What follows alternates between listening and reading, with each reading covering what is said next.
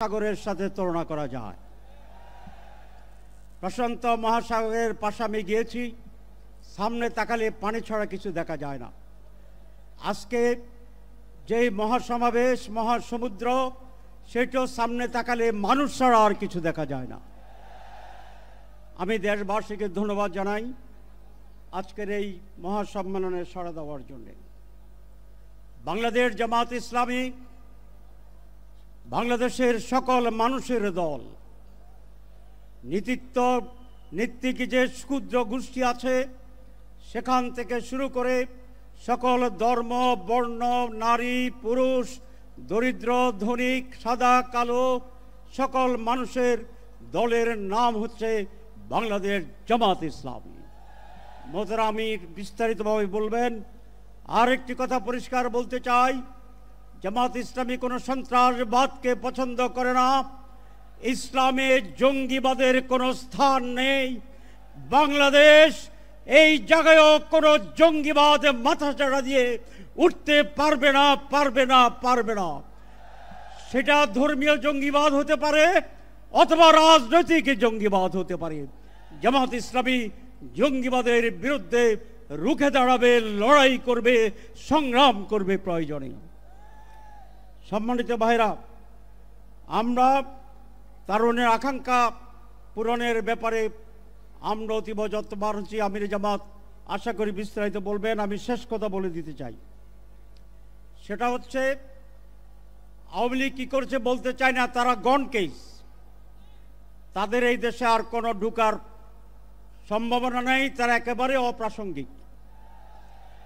যেটা আজকে বলতে চাই, যে এই লড়াই সংগ্রামের মূল লক্ষ্য হচ্ছে নতুন বাংলাদেশ।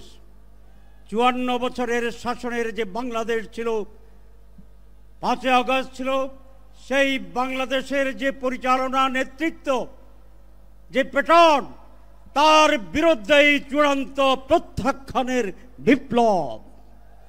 আমরা নতুন বাংলাদেশ চাই, যারা পুরানো কায়দায় এই দেশে আবার শাসনকে ফিরিয়ে আনতে চায়, জনগণ তাদেরকে সেই সুযোগ দেবে না।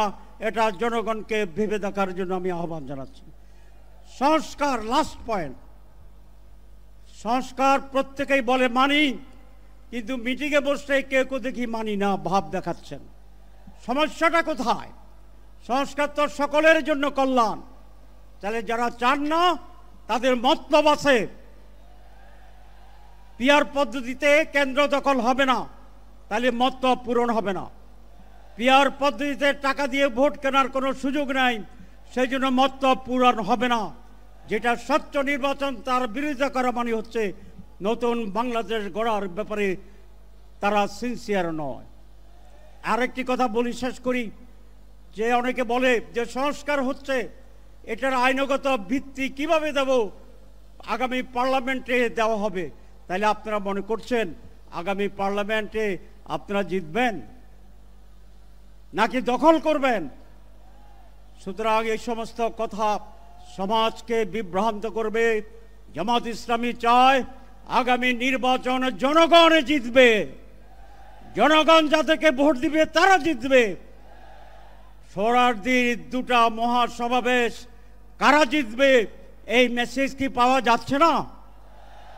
ইনশাআল্লাহ বাংলাদেশ পন্থীরাই জিতবে, চাঁদাবাজ বিরোধীরাই জিতবে, সুশাসনের পক্ষের শক্তি জিতবে ইনশাআল্লাহ। আইন, জিয়াউর রহমান 2টা অধ্যাদেশ দিয়েছিলেন তার সবে 1977 সালে। একটি সামরিক বাহিনীর, সামরিক শাসনের কিছু অংশ।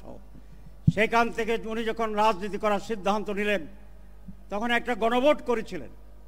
তারপরে যখন আবার পার্লামেন্ট ইলেকশন করার সিদ্ধান্ত নিয়েছিলেন 77 সালে, অধ্যাদেশের মাধ্যমে সেইটাকে জায়েজ করে ইলেকশন করে পরবর্তী নির্বাচনে রেটিফাই করা হয়েছিল।